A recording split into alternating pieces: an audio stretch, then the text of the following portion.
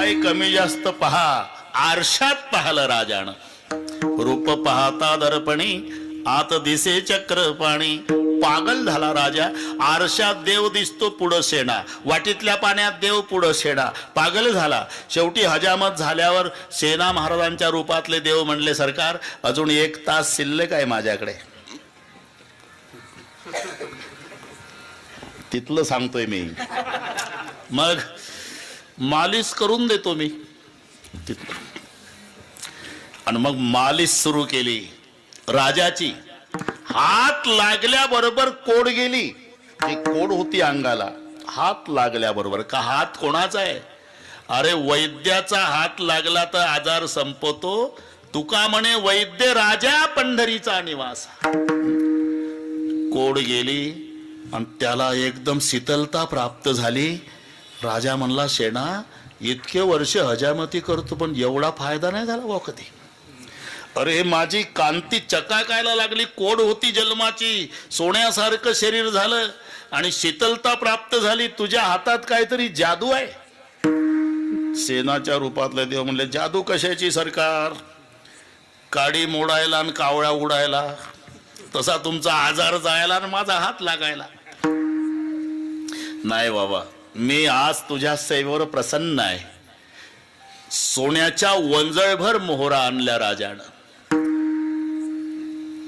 हात धरले सेनाच्या रूपातल्या देवानं. नाही मी काय केलं सरकार?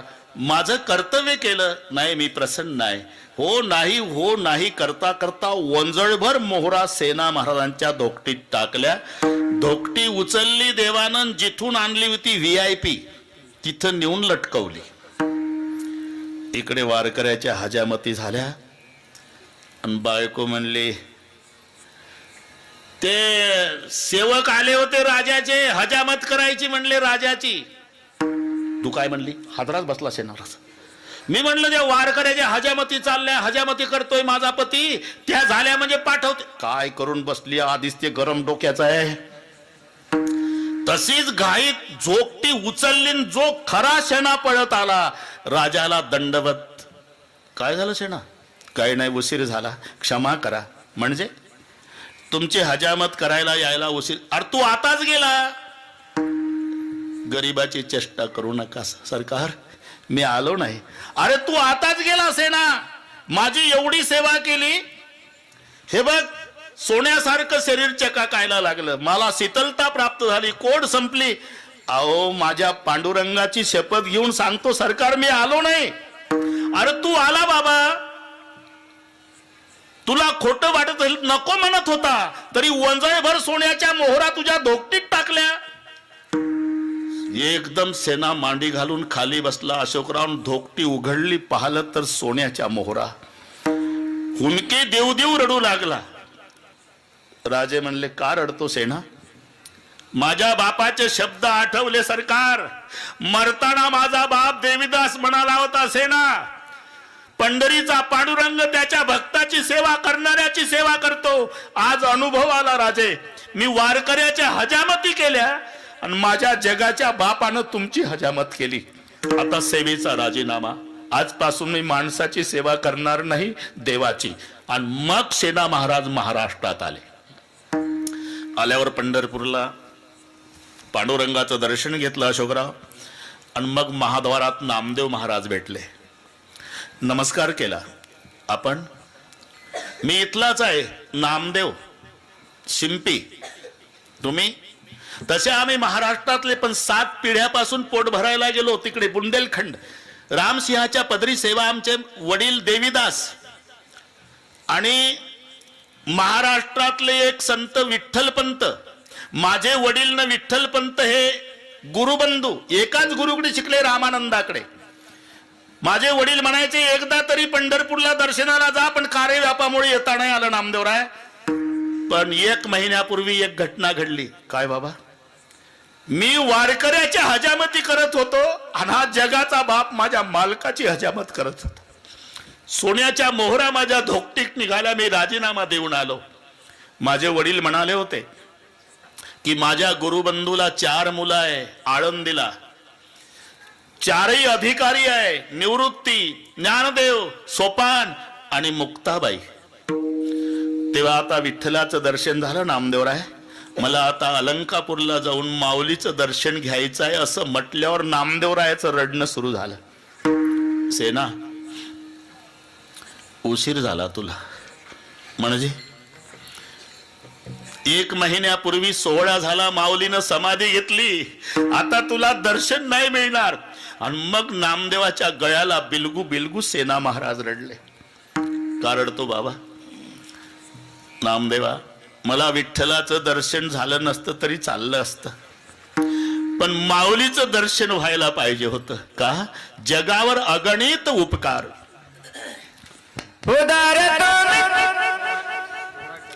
केवढा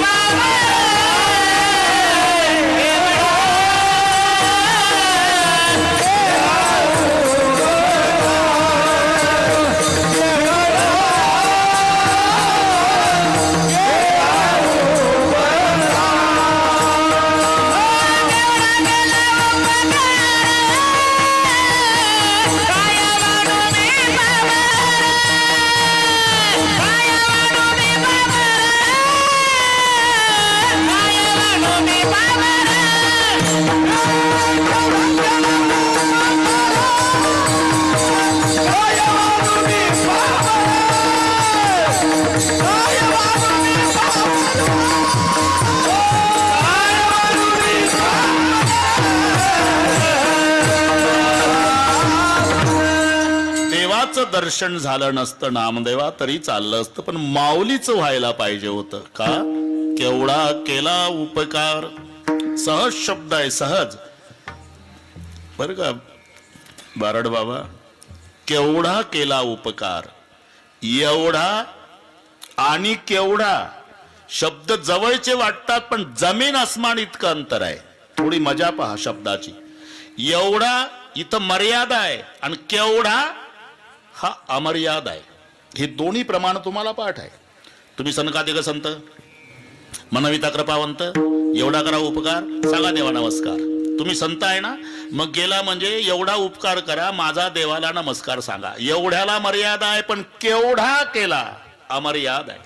केवढा केला उपकार. उपकार करण्यामध्ये संतांचा पहिला नंबर आहे. संत बिटप सरिता गिरिधरणी सबही हित लागी सबनके करणी परहित लागी सबनके करणी संत बिटप सरिता गिरिधरणी संत वृक्ष नदी पर्वत आणि पृथ्वी हे सगळे परोपकारासाठी आहे. पृथ्वी परोपकारासाठी आहे. समाजातून एखादा माणूस गेला, मांडीला लात लागली, नमस्कार नाही केला तर खालचं लाल डोळे करतं. दिसत नाही का माणसं तुडवत चालला. माणसाची लात माणसाला लागू द्या, माणसं सहन करीत नाही. थोडा विचार करा. 85 वर्षे आम्ही जोडे घालू घालू पृथ्वी तुडवली, एकही दिवस रागावली नाही. परोपकार एवढंच तिला माहिती आहे. पृथ्वी परोपकारासाठी, नदी परोपकारासाठी, तीरावरील वृक्षाला जीवन देऊन फलीभूत करते, स्नान करणाऱ्याचं पाप घालवते, तहानलेल्याची तृषा निवृत्ती करते, पैठण सारख्या ठिकाणी धरण झालं म्हणजे 2-4 जिल्हे सुखी करते. उगमापासून समुद्राला जाईपर्यंत केवळ परोपकाराचं कार्य नदी आहे. नदी जिथून उगम पावते, नद्यांचं जन्मस्थान पर्वत परोपकारासाठी आहे. पर्वत हा नद्यांचा बाप आहे, नद्या पर्वतांच्या मुली आहे. म्हणून तर रामायणामध्ये एकच मिनिट, जास्त नाही, रामायणामध्ये राम जन्म दुपारी होणार होता अशोकराव, तर आनंद चौघाला सकाळी झाला. कोण चौघ? बनकुसुमित गिरिगन मणियारा स्त्रवई सकल सरिता अमृतधारा. बन पहिला आनंद वनाला, मण्याला, पर्वताला, वाऱ्याला. पहिला आनंद वनाला सकाळी झाला, जन्म दुपारी होणार आहे. विचारला गेलं, जंगल आपको किस बात की खुशी? जंगल ने जवाब दिया, जिसका जन्म दोपहर को होने वाला है वो तो 14 साल जंगल आने वाला है. पहिलं खुश झालं जंगल. मग वारा आनंदानं वाहू लागला. विचारलं, पवन आपको किस बात की खुशी? अरे ज्याचा जन्म दुपारी होणार आहे त्याच्या शैवेत पठ्ठ्याचा हनुमान लागणार आहे, कारण वारा पप्पा आहे ना मारुतीचा. म्हणून म्हातारं खुश झालं, सकाळी वाहत होता आनंदाने. नंतर मण्याला, तुम्हाला आनंद कशाचा? मणी म्हणाले, आमच्याच नावाचा उल्लेख होणार आहे, रघुकुल मणी. मणी खुश झाले, वारा खुश झाला, जंगल, शेवटी पर्वत. बस एवढ्यासाठी घेतलं मी आपलं पर्वत. पर्वतांना आनंद झाला. विचारलं, तुम्हाला कशा आनंद? पर्वत म्हणाले, आमच्या मुली सासरी गेल्या, पुन्हा आंबे रसासाठी बापाच्या भेटीला माहेरी आल्या नाही. कोण मुली? नद्या. नद्या पर्वतांच्या मुली आहे. मग आनंद कशाचा? आम्हाला लेकी भेटणार असल्याचा. म्हणजे ज्याचा जन्म दुपारी होणार तो 14 वर्षे वनवासात जाणार, त्याची पत्नी रावण चोरणार, रावणासोबत त्याला युद्ध करावं लागणार, रावणासोबत युद्ध करण्यासाठी त्याला वानरं न्यावी लागणार लंकेत, वानरं लंकेत नेण्यासाठी समुद्रावर पूल बांधावा लागणार, समुद्रावर पूल बांधण्याकरता तो जगातले पर्वत उचलू उचलू समुद्रात टाकणार आणि तिथं सासरच्या लेकी पप्पाला भेटणार. पर्वत म्हणून गिरी, इथे उल्लेख आहे, संत बिटप सरिता गिरिधरणी. पृथ्वी परोपकारासाठी, नदी परोपकारासाठी अशोकराव, पर्वतही परोपकारासाठी, वृक्ष परोपकारासाठी. जैसा आम का पेड़ वैसा संत का हेत, नीचे से मारे पत्तर ऊपर से फल देत. आंब्याच्या झाडाला कैऱ्या आल्यावर दगड मारा तुम्ही, दगड मारणाऱ्यावर झाड रागवत नाही, त्यालाही 2-4 कैऱ्या बक्षीस देत. काही काही बोर्ड असतं ते, का लावणी जयाने केली जो खांडावया घाव घाली, दोघा एकची सावली वृक्ष दे. जैसा भेदभाव नाही. ज्यानं झाड लावलं त्यालाही सावली, आणि जे कुऱ्हाड घेऊन तोडायला आलं थोडा वेळ तंबाखू खात सावलीत बसलं झाड मध्ये, हे बैमाना ओठ, मला तोडणार ना, माझ्या सावलीत तंबाखू खातो, अजिबात नाही, त्यालाही सावली. जसे काही काही ग्रामपंचायत मध्ये बोर्ड असतात, कमानीवर लिहिलं असते, अमुक अमुक ग्रामपंचायत आपले सहर्षे स्वागत करीत आहे, आणि बाहेर पडताना ग्रामपंचायत आपले आभारी आहे. त्याच्यात बदल नाही. येणारं जाणारं कोणी असू द्या, बदल नाही. तमाशा मंडळ येऊ द्या तरी ग्रामपंचायत आपले सहर्षे स्वागत करीत आहे. दारू विकणारे येऊ द्या, ग्रामपंचायत आपले सहर्षे स्वागत करीत आहे. कीर्तनकार येऊ द्या, ग्रामपंचायत आपले सहर्षे स्वागत करीत आहे. गाव झोपल्यावर रात्री चोरट्यांची टोळी येऊ द्या, ग्रामपंचायत आपले सहर्षे स्वागत करीत. बोर्डात बदल नाही. तमाशा करून तमाशा मंडळ निघालं तरी बोर्ड, ग्रामपंचायत आपले आभारी आहे. पूर्ण कॅन मोकळ्या करून दारू विकणारं गेलं तरी बोर्ड आहे, ग्रामपंचायत आपली आभारी आहे. कीर्तनकार कीर्तन करून निघाला, ग्रामपंचायत आपली आभारी आहे. आणि पहाटे 3 वाजता सगळ्या तिजोऱ्या गावातल्या मोकळ्या करून चोरटे निघाले तरी बोर्डावर आहे, ग्रामपंचायत आपली आभारी. असं का? लावणी जयाने केली जो खांडावया घाव घाली, दोघा एकची सावली वृक्ष दे. जैसा, तसं दृष्टांत आहे. जैसा आम का पेड़ वैसा संत का हेत, नीचे से मारे पत्तर ऊपर से फल देत. खालून दगड मारला तरी झाड रागवत नाही, दगड मारणाऱ्यालाही फळ देणं हा झाडाचा स्वभाव आहे. जसं दगड मारणाऱ्यालाही फळ देणं झाडाचा स्वभाव आहे, तसं अपकार्यावरही उपकार करणं हा संताचा बाणा आहे नव्हे, त्याच्यासाठीच आलेले आहे. येथे उपकारासाठी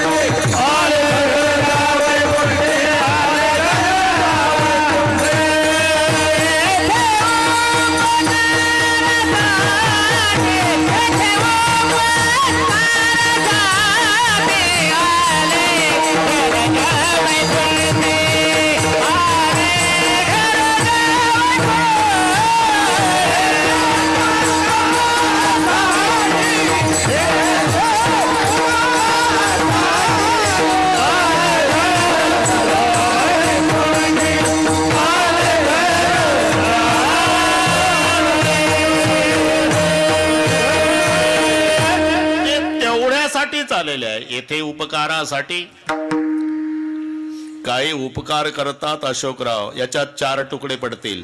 उपकार्यावर उपकार, अपकार्यावर अपकार, उपकार्यावर अपकार आणि अपकार्यावर उपकार. अपकार्यावर अपकार यानं त्याची गंज पेटवली, मग काही दिवसानं हे त्याचा गोठा पेटवतं. हे कीर्तन चांगलं पाठ आहे तुम्हाला. याला म्हणतात अपकार्यावर अपकार. उपकार्यावर उपकार, यानं त्याला तंबाखू दिला, ते याला चुना देत. हे तर सगळे कळलं जातात म्हणजे, कारण नुसता तंबाखू खाऊ नये अशोकराव, चुना पाहिजे. भगवंत म्हणे अर्जुना, जो खाय तंबाखू चुना तो भक्त माझा जुना. कलियुगीचा ही ओवी ज्ञानेश्वरीतल्या 19व्या अध्यायात आहे. घरी गेल्यावर वाचा. हे त्याला तंबाखू देत, ते याला चुना देत. यानं त्याच्यावर तंबाखूचा उपकार केला, यानं त्याच्यावर चुन्याचा उपकार. यानं गंज पेटवली, त्यानं गोठा पेटवला. अपकार्यावर अपकार. काही उपकार्यावर अपकार. ते बेंडकोळीला दया आली, विंचू पाण्याच्या प्रवाहात वाहत होता, टाकली उडी. बेंडकोळी अर्ध्या धारात पोहत पोहत तिकडून विंचूवाला पाठीवर घेतलं. अशोकराव, परतीचा प्रवास सुरू झाला बेंडकोळीचा. विंचू बेंडकोळीच्या पाठीवर आहे. जोपर्यंत परतीचा प्रवास पाण्यातला आहे तोपर्यंत बेंडकोळीच्या पाठीवरचा विंचू हरिभक्त परायण आहे, हालचाल नाही. त्याला माहिती जीव धोक्यात आहे. आणि जेव्हा बेंडकोळी काठाला आली, विंचवाला वाटलं आता तर वाचलो, पण हिला माहिती करून द्याव पठ्ठ्याला काय म्हणतात. उतरता उतरता नांगी मारली. 2-2 फूट उड्या मारायची बेंडकोळी. याला म्हणतात उपकार्यावर अपकार. हे जवळजवळ कळलं तुम्हाला. गोठा पेटवणं, गंज पेटवणं, अपकार्यावर अपकार. तंबाखू चुना, उपकार्यावर उपकार. नांगी उतरताना मारली, हे उपकार्यावर अपकार. कोणी उपकार्यावर उपकार करतात, कोणी अपकार्यावर अपकार करतात, कोणी उपकार्यावर अपकार करतात, पण संत अपकार्यावर उपकार करतात. तुम्ही जरा विचार करा, केवढे अपकार. आता कोणती दिंडी निघाली महाराष्ट्रात? 2 संतांचं भजन, ज्ञानोबा तुकाराम, संध्याकाळी गुलाबजाम. खोटं आहे का? खरं सांगा. नुसतं ज्ञानोबा तुकाराम म्हणणाऱ्याला आता गुलाबजाम आहे, त्यांना मांडे भाजायला खापर नाही मिळू दिलं. जरा विचार करा. झोळी फाडली, पडलेलं पीठ लातणी मातीत घासून काढलं, एवढा त्रास दिला तरी ग्रंथपूर्ती नंतर निवृत्तीनाथ प्रसन्न झाले. ज्ञानदेवा, मी प्रसन्न आहे, काय पाहिजे ते मागा. प्रसन्न आहे का गुरुजी? मग एकच, जन्मभर आम्हाला ज्यांनी त्रास दिला त्यांचा दुर्जनपणा जावो. याला म्हणतात अपकार्यावर उपकार. जरा विचार करा. जे खळाची खळ मरो नाही म्हटलं, जे खळाची व्यंकटी सांडो. एकदा निळोबाराय समर्थ रामदास स्वामी भिक्षेला आले. ती माऊली सारवत होती. तेव्हा सारवायची पद्धत होती बाबा. आता सारवणं संपलं. जुनी मंडळी आमच्या वयाची असेल ते खेड्यामध्ये ते कवितेत खेड्याचं वर्णन असायचं पूर्वी. कविता, फुटे क्षितिजी तांबडे जो न थोडे, तोच जागे हो तसे सर्व खेळे. तरुण आखाड्याकडे धाव घेती, वृद्ध भूपाळा प्रभू साळवीती. पूर्वी महिलांचंही होतं. उठून गृहिणी लग बघा अंगणात, सडा संमार्जन करीत राहतात. सडा संमार्जन. आता जर 2022 मध्ये कवीला कविता लिहायची असली, सडा संमार्जन लिहेल का निळोबा? उठून गृहिणी लग बघा अंगणात, ओल्या फडक्याने फरशा पुसतात. आता आहे काय दुसरं? ते समर्थ रामदास स्वामीजीच्या वेळेची घटना. ती सारवत होती मावशी शेणा मातीचं ते सारवण, आणि समर्थ रामदास स्वामी भिक्षेला. भिक्षां दे. चांगला जाडजूड दिसतो, ऐत खाऊ कुठला. तसंच शेणा मातीचं पोतेर फेकून मारलं रामदास स्वामीला. रागावले नाही. श्रीरामाची इच्छा म्हणून पोतेरची भिक्षा स्वीकारली. त्या दिवशी उपवासी राहिले. दिवसभर श्रीरामाचं भजन केलं. मठात आले. पोतेर स्वच्छ धुतलं स्वामीने, सुकायला घातलं. त्याच्या चिंध्या चिंध्या केल्या. सायंकाळी त्याच्या वाती केल्या, त्या दिव्यात लावल्या, तेल घातलं, आणि रामाच्या मंदिरात गाभाऱ्यात ते ओळीनं दिवे लावले आणि दिवे प्रज्वलित केले. वेळ संध्याकाळची. त्या दिव्याच्या प्रकाशात श्रीरामाची मूर्ती जेव्हा उजळून निघाली, रामदास स्वामीच्या डोळ्याला धारा लागल्या. श्रीरामा, जन्मात काही मागितलं नाही, मरेपर्यंत मागणार नाही, पण आज एक प्रार्थना आहे. ज्या मावशीनं मला हे पोतेर फेकून मारलं, त्याच्याच वाती केल्या देवा. त्याचा हा परिणाम आहे की तुझा सगळ्या गाभारा प्रकाशानं उजळून निघाला. माझी एकच प्रार्थना आहे, असा प्रकाश त्या मावशीच्या डोक्यात पडू द्या. याला म्हणतात अपकार्यावर उपकार. विठ्ठल विठ्ठल.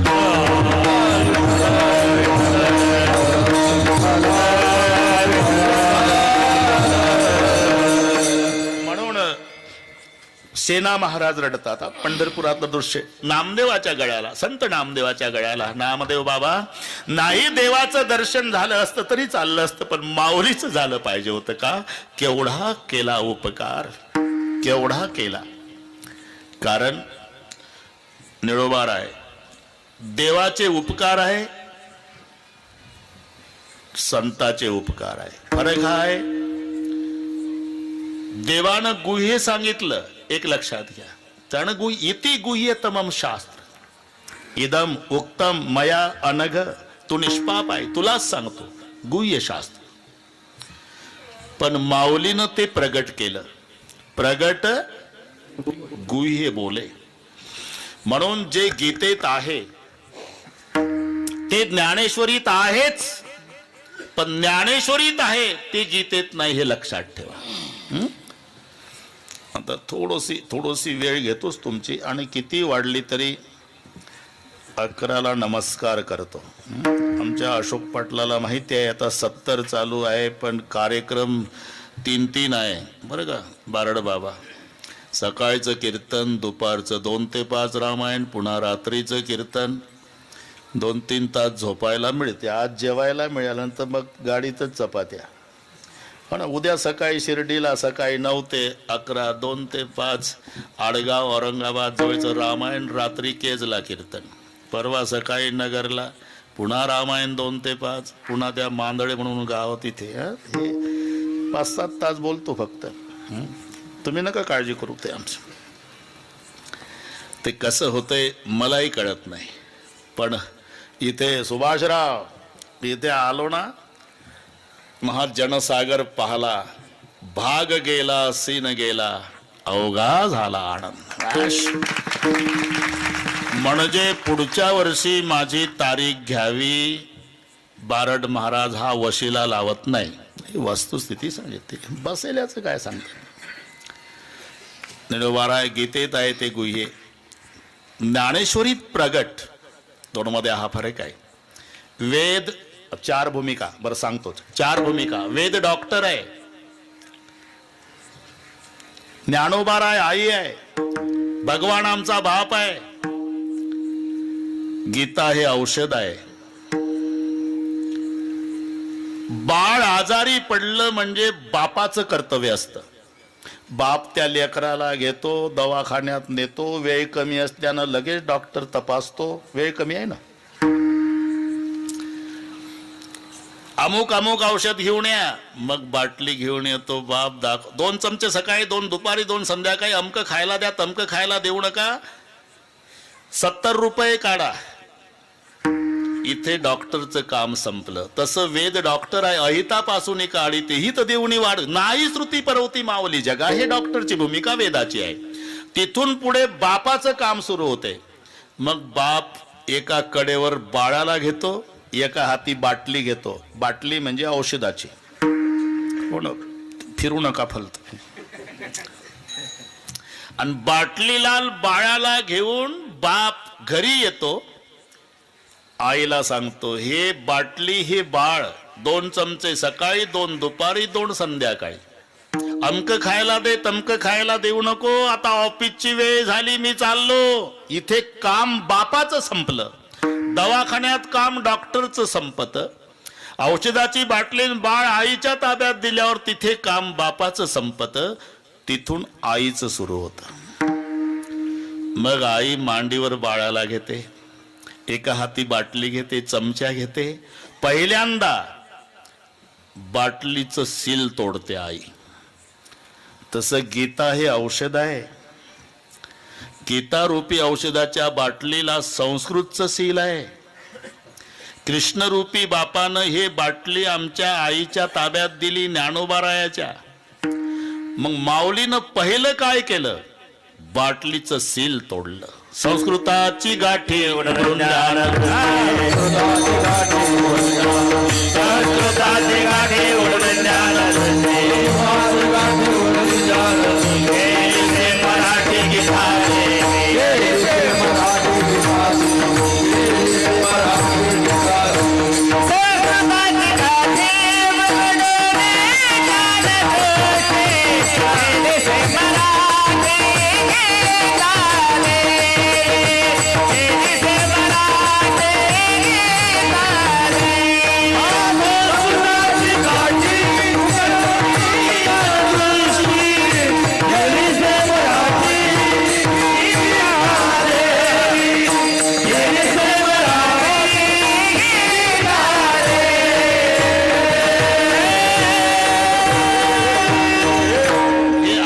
भूमिका.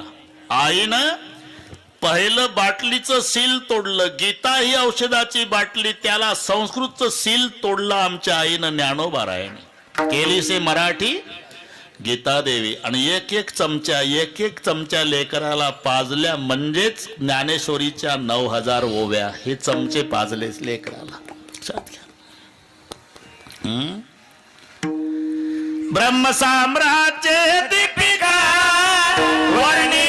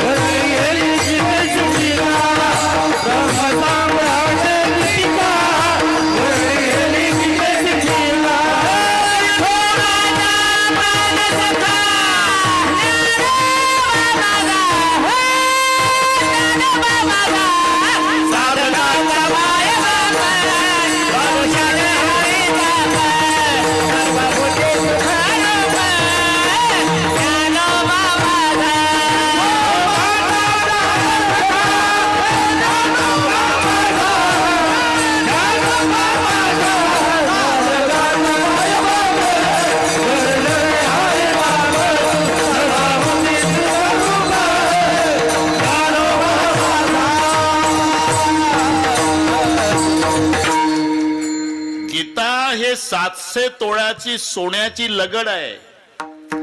पण ज्ञानेश्वरी हे दागिने आहे. गीता अलंकार, नाम ज्ञानेश्वरी. म्हणून केवढा केला. बस हे सगळे मी कशा भोवती फिरतो हे श्रोत्यांच्या लक्षात.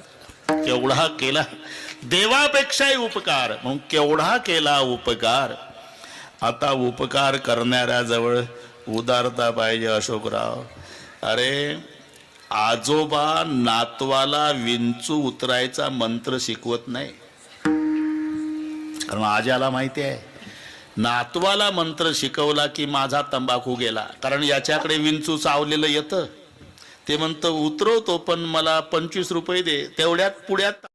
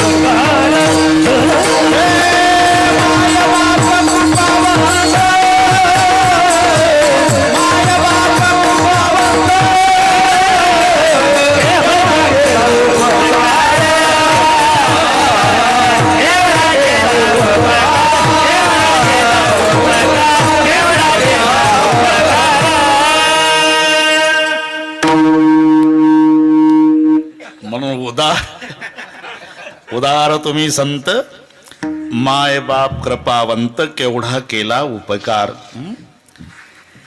सगळे बरोबर करू अशोकराव, पण सवय मलाही आहे.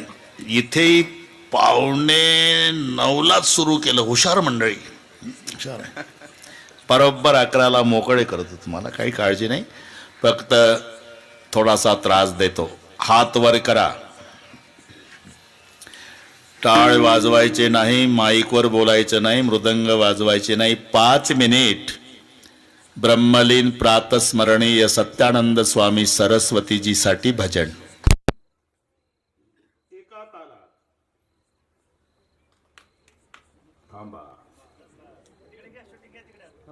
हाताकडे बारे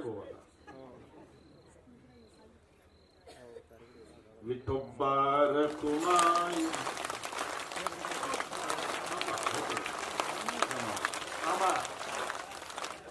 एक माझ्याकडे पहा. एक हात वर करा. एक हात. एक हात वर. एका ताला. एक.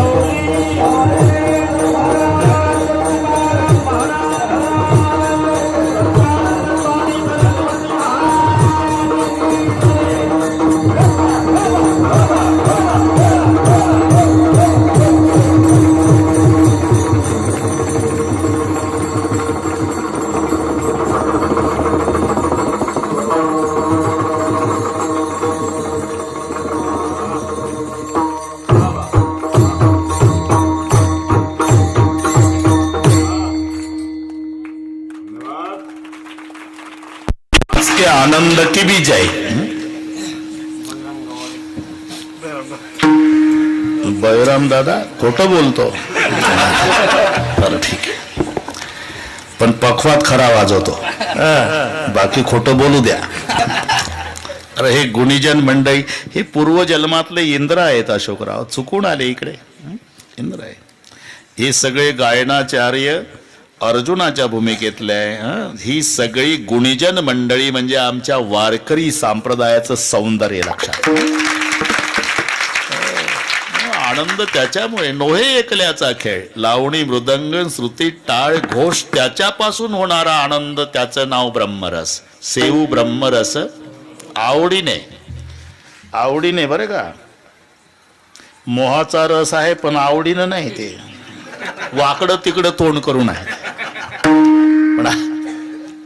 जाऊ दे, वाढत राहता. लक्षात घ्या. लावणी ही साधन आहे त्याचं. जसं उसाचा रस घ्यायचं साधन काय? काचेचा ग्लास. आंब्याचा रस घ्यायचं साधन काय? स्टीलची वाटी.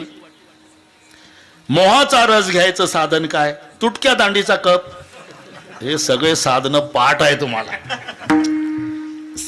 साधनाशिवाय उसाचा रस घ्यायला काचेचा ग्लास पाहिजे, आंब्याचा रस घ्यायला वाटी पाहिजे, मोहाचा रस घ्यायला तुटक्या दांडीचा कप पाहिजे, पण ब्रह्मरस घ्यायला हे साधन लावणी मृदंग श्रुती टाळ घोष मग सेऊ ब्रह्मरस. म्हणून तुमच्यावर पुष्पाचा वर्षाव केला, आम्हाला त्याचा डबल आनंद झाला. विठ्ठल विठ्ठल.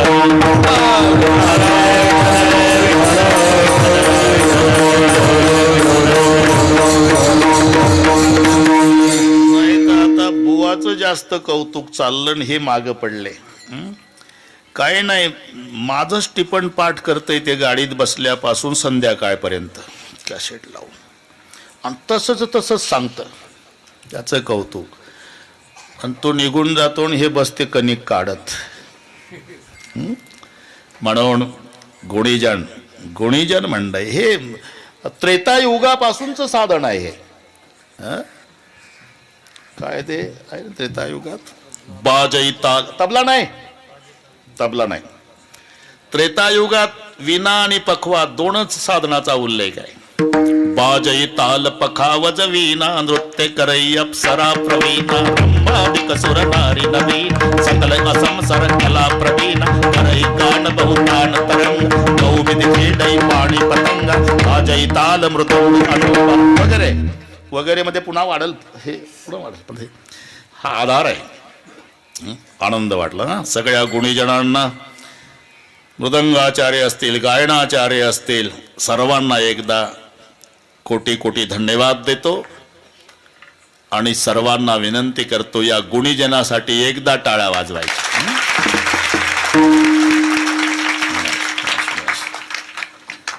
उदार तुम्ही संत. इथं आलो होतो आपण. मी शुद्धीवर आहे, काळजी करू नका. उदार, देवही उदार आहे, संतही उदार आहे, पण दोघाच्या मध्ये हा फरक आहे. घेसी तेव्हा देसी ऐसा, घेसी तेव्हा देसी ऐसा, अससी उदार, घेसी तेव्हा देसी ऐसा, घेसी तेव्हा देसी ऐसा, घेसी तेव्हा देसी ऐसा, अससी उदार, घेसी तेव्हा देसी ऐसा, घेसी तेव्हा देसी ऐसा,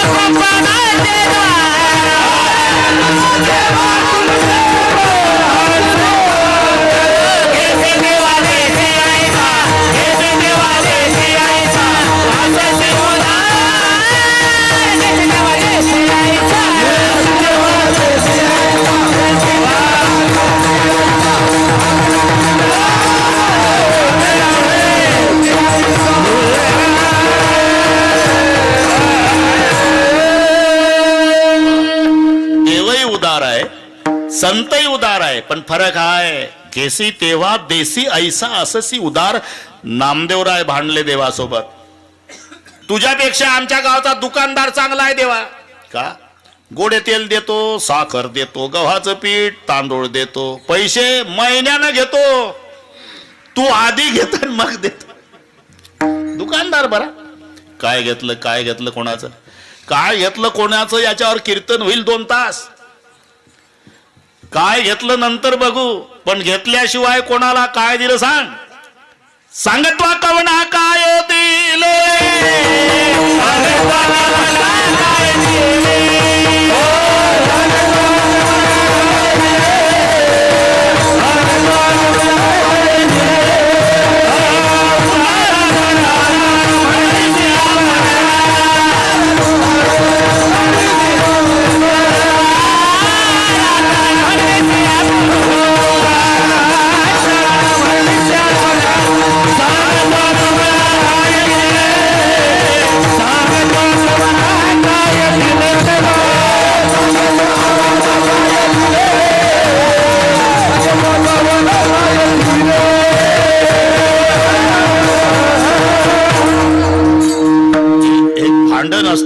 थोडासा आवाज वाढतो भांडणात.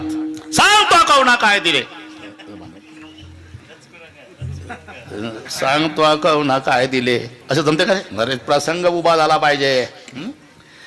सांगतो कवना काय दिले, उदारातारा म्हणू विषय आपण.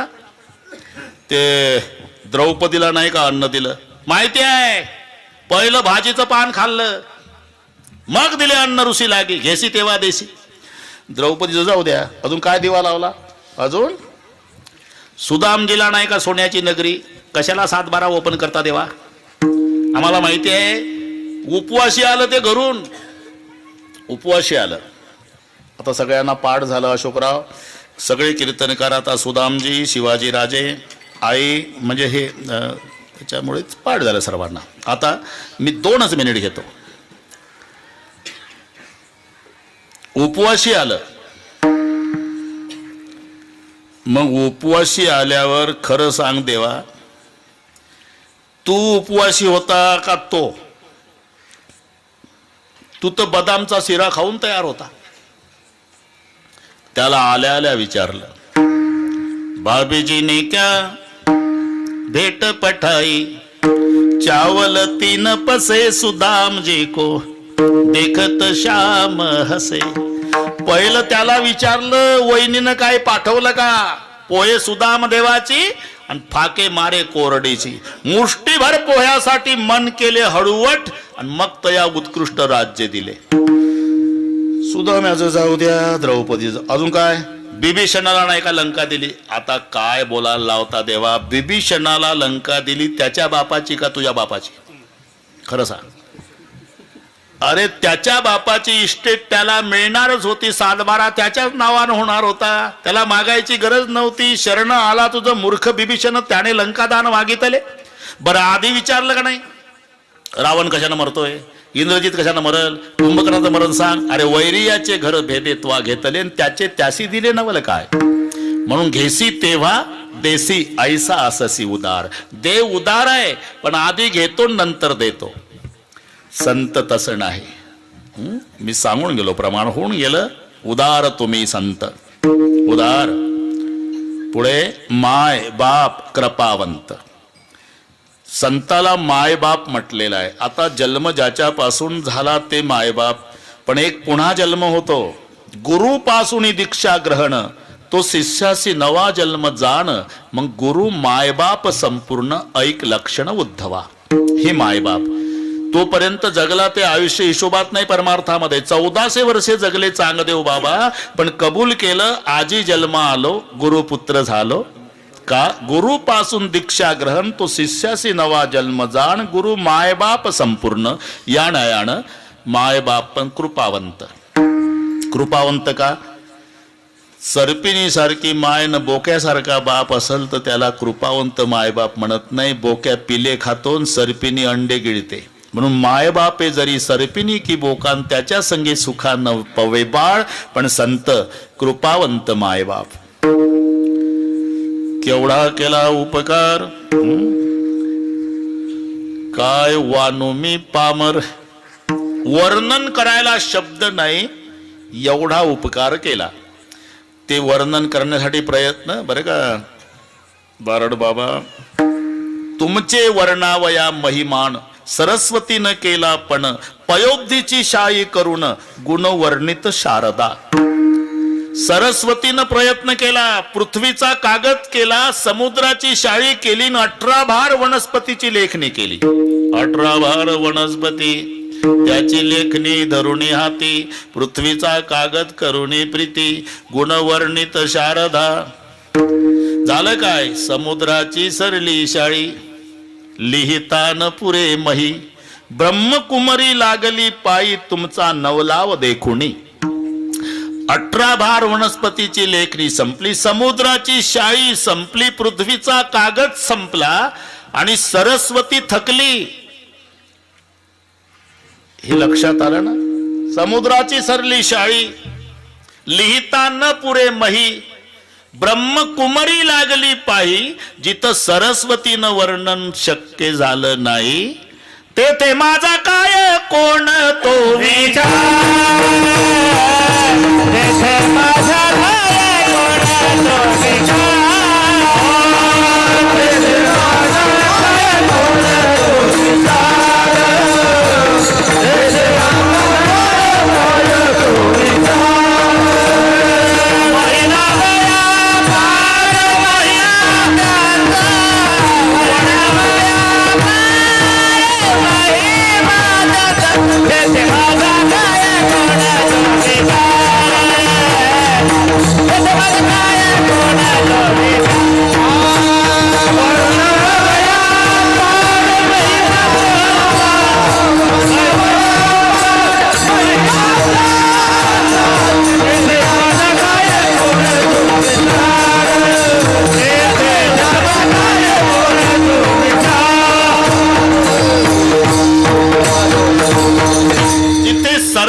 तिला शक्य झालं नाही, तिथे काय वानू मी पामर. केवढा केला उपकार, काय वानू मी पामर. अहो केवढा केला पार 11:15 झाले. केवढा म्हणजे नेमका जड जीवा उतार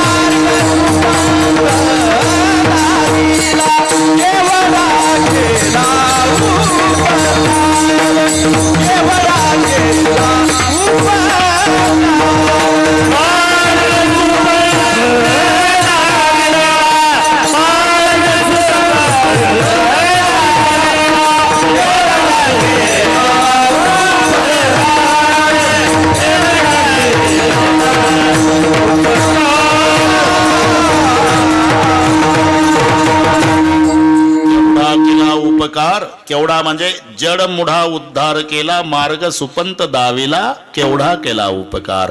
जडाचा उद्धार, मुडाचा उद्धार. आता हे सगळे तुम्हाला पाठ आहे. भिंतीसारखं जड, रेड्यासारखं मूड. चालविली जड भिंती, उद्धार झाला कसा. तुम्ही विचार करा, कितीतरी भिंती भारतात आहे, त्याच्यावर येड्याबा बहीण गाजर गवत, कुत्री बसली मोकाट. एक भिंत आहे 750 वर्ष झाले, अजून वारकरी डोकं टेकवून दर्शन करतात. याला म्हणतात जडाचा उद्धार. तुम्ही कुठेही जा, मंदिराला खांब असतात, पण खांबासाठी मंदिर नेवाशाला आहे. ज्या खांबाला टेकून ज्ञानेश्वरी लिहिली त्या खांबाचा उद्धार. याचं नाव जडाचा उद्धार. मुडाचा म्हणजे अजिबात अक्कल नसलेलं जनावर. हल्या हल्या, इकडे काय हल्याच म्हणतात ना. ठीक आहे, हो ना. अजिबात अक्कल नाही. ते जर रस्त्यानं चाललं ना तर पांढऱ्या रेषेहून चालतं. त्याला वाटतं हे सरकारनं माझ्याकरताच आखून ठेवली. Truck driver ST driver horn वाजून वाजून वैतागून खाली उतरतो, कॅबिन मधून काठी काढतो. 10-15 काठ्या पुऱ्या ताकदीन रेड्याच्या पाठीत. तेव्हा शेवटच्या काठीला रेडा माग फिरून पाहतो, काय चाललं भारतात.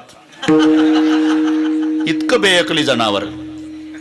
तुम्ही सर्कशी पाहिल्या असेल, एकाही सर्कशीत रेड्याचा वापर केला जात नाही. हिंस्र पशुचा वापर केला जातो, वाघ, सिंह, अस्वल, पण रेड्याचा वापर नाही. का रेडे मिळत नाही का. अरे ट्रक न मिळेल हा माल, पण रिंग मास्टर म्हणतात. महाराज आमच्यासारखे हजारो रिंग मास्टर रेडे शिकून वेडे झाले, रेडे शिकत नाही, म्हणून रेड्याच्या भानगडीत सर्कसवाले पडत नाही. इथे बरीच शेतकरीच मंडळी बसलेली आहे. गाईचं वासरू वेगळं, म्हशीचं पारडो वेगळं, त्यातही खिल्लाऱ्या गाईचं. बरं का अशोकराव, कळपानं गाई चरायच्या, हजारो गाई. तिचं वासरू गोठ्यातून सोडलं की शब्दाचा गोंडा वर करणार, कान टवकारणार. जे पळत जाणार 999 गाई मधून आईच्याच कासेला. एवढी अक्कल वासर आलाय. पूर्वीची माणसं खिल्लाऱ्या गाईचे दूध प्यायचे ना, हॉर्न वाजल्या बरोबर रस्त्याच्या खाली उतरायचे. मी काय बोललो का. आता सगळ्या ड्रायव्हरचे अनुभव आहे. हॉर्न वाजला की 2 पावलं डांबरीवर पुन्हा येतं. समजाव याचा दोष नाही, जर्सीच्या दुधाचा परिणाम आहे. गाईचं वासरू वेगळं, म्हशीचं पारडू. 20 म्हशी जर गोठ्यात बांधून असल्या तर पारडू सोडा, ते म्हशीकडे जात नाही, आधी सोडणाऱ्याकडेच येतं. त्याला वाटतं प्यायला सोडलं बैताड चालन, 2 थोबाडीत देतं. मग पारडू तिकडे पाहतं, त्याला वाटतं मालकाने मारलं त्या अर्थी प्यायला सोडलं असावं. पण 20 म्हशी आहे, याच्यातली मम्मी कोणती असेल. त्याला वाटतं कशाला वेळ घालवावी, फक्त 13 मिनिट शिल्लक आहे, पहिलीपासून टेस्टिंग करावी. ते पहिलीच्या काशेला लागतं. तिला वाटतं मी व्यालीच नाही तर माझं मारते लात जाऊन पडतं. मग वाक कोण करतं. दुसरीच्या ती मारती लात, तिसरीच्या त्याला वाटतं लाता खाऊन एक गोदावरी ताईची गवळण आहे. घागर घेऊन तसं लाता खाऊन का होईना आईचा निर्णय लागणार आहे. जी 20 मधली लात मारणार नाही ती पठ्ठ्याची माय ठरणार आहे. त्याच्या मुखातून वेद बोलवला. काय झालं? 750 वर्षे झाले. एकुलता एक मुलगा बापाचा 10वा घालेल याची शाश्वती नाही. पण 750 वर्षे झाले आळ्याला तालुका जुन्नर रेड्याच्या समाधी पुढे दरवर्षी अखंड हरिनाम सप्ताह. याला म्हणतात मुळाचा उद्धार. जड मुळा उद्धार केला. आता थोडं आता समृद्धीनं घेतो. 11 तारखेला लोकार्पण सोहळा झाला समृद्धीचा. आपणही वापर करू. हो ना, आपणही करू वापर. थोडक्यात मार्ग सुपंथ दाविला. इथे सुपंथ शब्द आहे कारण एकंदर 5 पंथ आहे. क्लिष्ट पंथ, सूक्ष्म पंथ, दुस्तर पंथ, विपंथ आणि सुपंथ. तो प्रपंचाकडे प्रवृत्त करणारा विपंथ म्हटलेला आहे. योग मार्गाला दुस्तर पंथ म्हटलेला आहे. कर्म मार्गाला सूक्ष्म पंथ म्हटलेला आहे. मंत्रचळ थोडा तरी धडाची होय वेडा. बायको आजारी होती 6 महिन्यापासून. कोणीतरी सांगितलं निरोबाराय अरे तू हा मंत्र जप होईल फायदा. काय? भार्याम रक्षतु भैरवी, भार्याम रक्षतु भैरवी, भार्याम रक्षतु भैरवी. यानं 8 दिवस मंत्र जपला. परिणाम झाला. बायको उठून बसली. पोरग पळत आलं. पप्पा मम्मी उठली. 6 महिने पडून होती जमिनीवर. उठली. याच्या आनंदाला पारावार राहिला नाही. ते गेलं नाही. खुशीतच मंत्र सुरू ठेवला. भार्याम भक्षती भैरवी, भार्याम भक्षती भैरवी, भार्याम भक्षती भैरवी. पोरग पळत आलं. पप्पा काय? मेली. का? रचा भ झाला. भार्याम रक्षती भैरवी ऐवजी भार्याम भक्षती भैरवी. मेली बायको. मंत्र चळे थोडा धडाची होय वेडा. याला सूक्ष्म पंथ म्हटलेला आहे. तो योग दुस्तर पंथ आहे. प्रपंचाकडे प्रवृत्त करतो हा विपंथ आहे. आणि जारण मारण उच्चाटन हा कुपंथ आहे. आणि भक्ती मार्ग हा सुपंथ आहे. तरी झडझडोणी वहिला या भक्तीच्या वाटे लाग जिया पावस या वेंग निज धाम माझे. म्हणून लिहावं लागलं मार्ग सुपंथ दाविला. जडमुळा उद्धार केला. मार्ग सुपंथ दाविला. आलंच आहे उरकत बरं का. लोभात पडू नका. आता शेवटी खूप विचार केला की यांच्या उपकारात उत्तीर्ण होण्याकरता काय. सगळ्याचा विचार केला. जीवापर्यंत मजल गेली. चिंतामणी, कल्पतरू,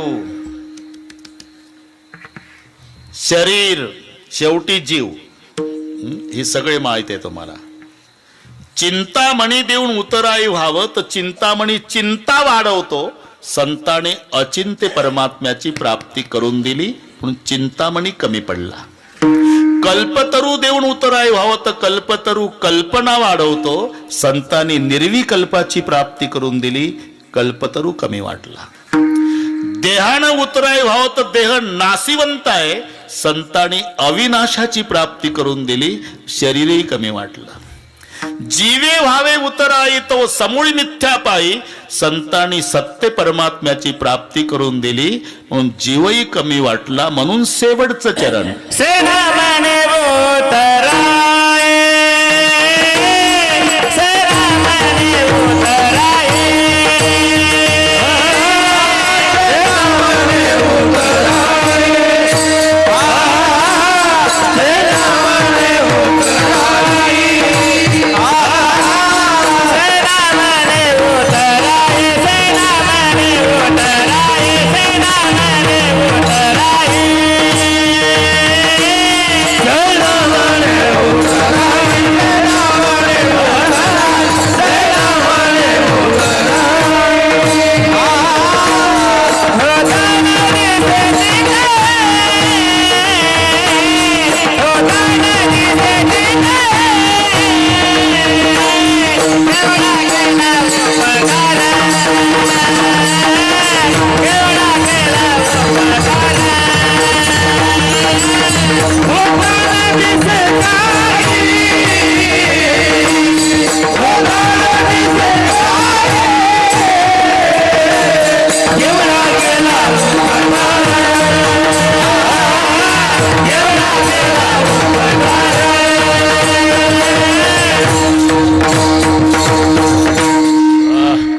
आज के आनंद की भी जाई. सेना म्हणे उतराई होता न दिसेची काही, तुका म्हणे याच्या उपकारासाठी नाही माझे गाठी काही एक. बस केवढा केला उपकार, काय वाणू मी पामर. होईल थोडक्यात चालही होईल, समृद्धीनं घेऊ. अजून 7 मिनिट आहे, सगळे बरोबर होईल. मग निवेदक उद्याचं निवेदन देतील. मला केशवदादांचा फोन आला होता, किती वाजता कीर्तन आहे. म्हटलं माझं 9ला आहे, तुमचं नाही माहिती किती वाजता आहे. ते म्हणले तेवढा फोन करायला सांगा. मी आल्या आल्या संयोजकाला सांगितलं की दादाला फोन करा उद्या किती मला वाटते 11 ते 1 उद्या काल्याचं 11 ते 1 म्हणले बा मला. ठीक आहे, तुमचं जसं असेल तसं ते निवेदक निवेदन देतील त्याप्रमाणे. माऊलीचं भजन होईल, नंतर थोडक्यात चाल होईल, मग जय विठ्ठल होईल. निवेदक निवेदन देतील, त्यानंतर जागा सोडायची. तोपर्यंत कोणी हालचाल करायची नाही. मिलिटरी सारखा शिस्तबद्ध कार्यक्रम होईल.